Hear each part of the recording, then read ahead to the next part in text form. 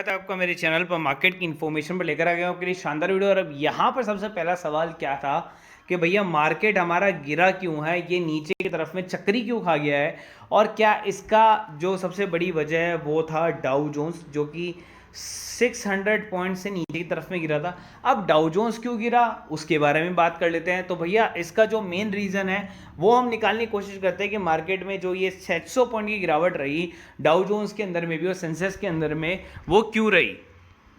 अब अगर आप देखेंगे तो यहाँ पर आपको देखने को मिलेगा कि नेस्डेक भी लुढ़का है, डाउ जोन्स भी लुढ़का है। अब यहाँ पर जो लुढ़कने की वजह है वो है 10 साल की ट्रेजरी यील्ड में 5 महीने की उच्चतम स्तर पर पहुंच गई है। इन्फ्लेशन में अनुमान से ज़्यादा की बढ़ोतरी के बाद ट्रेजरी यील्ड में बढ़ोतरी हो गई, जिसकी वजह से क्या हो गया है कि उनके जितने एक्सपेक्टेशंस थी ना वो खत्म हो गई है पिछली बार की तरह। तो पिछली तिमाही में जीडीपी की ग्रोथ 1.6% रही, जबकि अर्थशास्त्रियों ने इसके दौरान 2.4% की बढ़ोतरी का अनुमान जताया था। मतलब जितना एक्सपेक्टेशन किया हमने वो सब धरा का धरा रह गया। 10 साल के ट्रेजरी नोट यील्ड 4.70% पर जो है अब पहुंच गई है। तो इस वजह से जो है मार्केट में आपको गिरावट का सामना देखना पड़ा। कंपनी जिसके बारे में आपको बता देता हूँ और वो क्यों चढ़ रही है। 20% का तेजी से अपर सर्किट लगा, जिसका नाम है रोसेल इंडिया, RIL करके ये शेयर आता है। रिलायंस इंडस्ट्री लिमिटेड नहीं है, लेकिन एक और RIL शेयर है रोसेल इंडिया करके। अब इसके अंदर में बढ़त क्यों है, क्यों सर्किट लगा, तो मैं आपको बता देता हूँ कि शेयरों के अंदर में चौंकाने वाली चीज़ ये है कि भैया इन्होंने जो है 20% का अपर सर्किट लगा दिया, जबकि मार्केट जो है वो बिल्कुल विपरीत चल रहा है उसके। अब इसके बीच में क्या है कि इसके स्कीम ऑफ अरेंजमेंट को मंजूरी दे दी है NCLT ने। ठीक है, कोलकाता की एक कंपनी है रोसेल इंडिया लिमिटेड की डीमर्जर जो है उसको मंजूरी दी है। अब यही डीमर्जर की न्यूज़ आपको ITC में भी देखने को मिल रही है, इसलिए ITC का शेयर भी जो है ना वो फोकस में है। इसलिए मैंने आपको कल बताया था, इसलिए मैंने आपको ये शेयर अभी एग्जाम्पल के तौर पर बताया है। वोडा आइडिया को मिली नई जिंदगी, सरकार को थैंक यू। FPO लिस्टिंग के बाद बोले बिरला जी, और यहाँ पर FPO की लिस्टिंग हो गई। FPO की लिस्टिंग से हुआ क्या, देखिए 10% डिस्काउंट पर लिस्ट हुआ, उससे कोई फर्क नहीं पड़ रहा है। ठीक है, लेकिन क्या था कि इनका जो 12,000 करोड़ का जो मेन प्लान था ना वो सक्सेसफुल हो गया। भैया आपके पास 12,000 करोड़ आ गए, आपके पास में अगर वो 10% सस्ता भी हो गया तो उससे कितना फर्क पड़ा, 1,000 करोड़ का फर्क पड़ा। उससे क्या फर्क पड़ेगा, क्योंकि आपके पास में 11,000 करोड़ तो जेब में आ गए ना आपको चुकाने के लिए। तो यहाँ पर 18,000 करोड़ चुकाने के लिए जो ये प्लान बनाया था कि उसको नई जिंदगी दी जाए, उसके अलावा इंडस टावर के जो ड्यूज हैं उसको क्लियर किए जाएं। तो उन्होंने इस 18,000 करोड़ के लिए सरकार को थैंक यू बोला और राष्ट्रीय संपत्ति बताते हुए कहा कि 1.4 अरब लोगों ने देश की 3 निजी दूरसंचार कंपनियों का हकदार है, 21.5 करोड़ लोगों को सेवा देता है और उसके पास में 8,000 मेगाहर्ट्ज से अधिक का जो है स्पेक्ट्रम जो है वो बाकी है। अभी आपको बताता हूँ 1.70 लाख करोड़ रुपये से अधिक का उसमें निवेश किया है।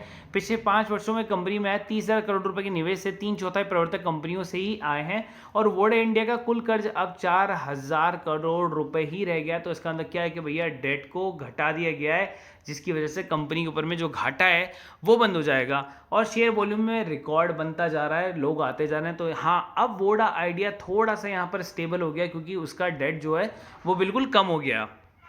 अब यहाँ पर एक रूमर से रहा था कि इंडस टावर वोडा के साथ सौदे की तैयारी है। इंडस टावर में 69% हो जाएगी एयरटेल की हिस्सेदारी। तो एयरटेल ने इस चीज़ से साफ इनकार कर दिया था। तो ये रूमर्स था जिसकी वजह से जो है आपको बाजार में ये न्यूज़ देखनी पड़ी थी, तो उन्होंने साफ इस चीज़ से इनकार कर दिया था। अब आपकी नज़रें एक जगह लेकर जाना चाहता हूँ 2026 में 300 अरब डॉलर पर। तो आपको एक जगह लेके जाना चाहता हूँ जहाँ पर 2026 में 300 अरब डॉलर की होगी इलेक्ट्रॉनिक मैन्युफैक्चरिंग कंपनी, जो सेमीकंडक्टर की मांग को बहुत ऊंचा बढ़ा देगी। तब सेमीकंडक्टर और भारत में 3 गुना हो जाएगी चिप की ज़रूरत, और चिप की ज़रूरत जब 3 गुना हो जाएगी तो देखिए हम आत्मनिर्भर बन जाएंगे, मैन्युफैक्चरिंग यहीं होगी। तो हमारी चीज़ें जो है ना बाद में भी महंगी नहीं मिलेगी, बाद में भी हमें जो है बहुत कम दाम में मिलेगी। जैसे कि आपको एक चीज़ का बहुत बड़ा एग्जांपल देता हूँ मैं।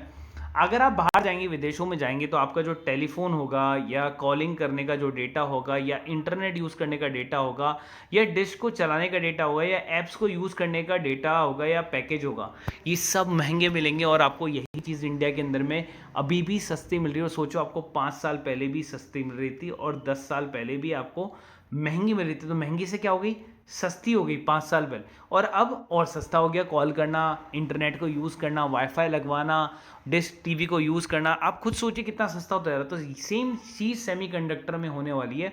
तो सेमीकंडक्टर की चिप के लिए अगर मैं 30,000 देता था, तो आने वाले 5 साल बाद के अंदर में मैं उसके अंदर में 20,000 दूंगा, फिर 15,000 दूंगा, और जब ये बिल्कुल कॉमन हो जाएगा तो मैं 10-10 हज़ार रुपये के अंदर में भी चिप बना दूंगा। तो सोचिए मेरा आगे आने वाले टाइम पे खर्चा कम हो रहा है, बढ़ नहीं रहा है। उसके लिए मैंने आपको स्टॉक बताए भी थे, वेदांता, सीजी पावर, मोस्टशिप में तो पैसा डबल भी कर दिया। अब बात कर लेते हैं एक और शेयर की जिसके बारे में काफ़ी चर्चाएं हो रही थी, और हैप्पीएस्ट माइंड जो है वो चल नहीं पा रहा था। और हैप्पीएस्ट माइंड के लिए मेरे पास में काफ़ी क्वेश्चन भी आ रहे थे। तो हैप्पीएस्ट माइंड के अंदर में जो है अभी एक न्यूज़ आ गई है, फाइनली हैप्पीएस्ट माइंड के अंदर में कोई बेस्ट न्यूज़ आई है आफ्टर 1 साल बाद के बाद में। तो प्योर सॉफ्टवेयर टेक्नोलॉजीज को वो बेसिकली खरीदने वाले कितने करोड़ में होगा, 100% इक्विटी का सौदा, वही मैं आपको देता हूँ। टर्नओवर इसका 351 करोड़ रुपए का रहा है। पेड अप कैपिटल इसकी जो है 3.23 करोड़ रुपए है, जिसकी प्योर सॉफ्टवेयर की जो मैं बात कर रहा हूँ। अब यहाँ पर ये जो सौदा है ये है 780 करोड़ रुपए के अंदर में इसका करने का। अब यहाँ पर पेडअप कैपिटल जो है उसकी 3.23 आपको देखने को मिले। कंपनी के वित्त वर्ष में जो टर्नओवर रहा है वो मैं आपको बताता हूँ 350 करोड़ के आसपास में रहा है। खरीद के लिए 635 का एडवांस कैश ऑलरेडी दे दिया। 780 करोड़ के अंदर में कंपनी जो है हैप्पीएस्ट माइंड खरीद रही है। उसके बाद में कंपनी बड़ी बनाती जाएगी खुद को, लाइक विप्रो, इन्फोसिस, टेक महिंद्रा। उसके अलावा दो और अपडेट देता हूँ गौतम अडानी से रिलेटेड। तो गौतम अडानी 40 एकड़ की ज़मीन मांगी है। अब वहाँ पर गौतम अडानी करना क्या चाह रहे हैं, गौतम अडानी के पास में दो ही चीज़ है ज़मीन के काम करने के लिए। पहला ग्रीन एनर्जी, दूसरा सीमेंट, और किसी पर फोकस है ही नहीं अब इनका।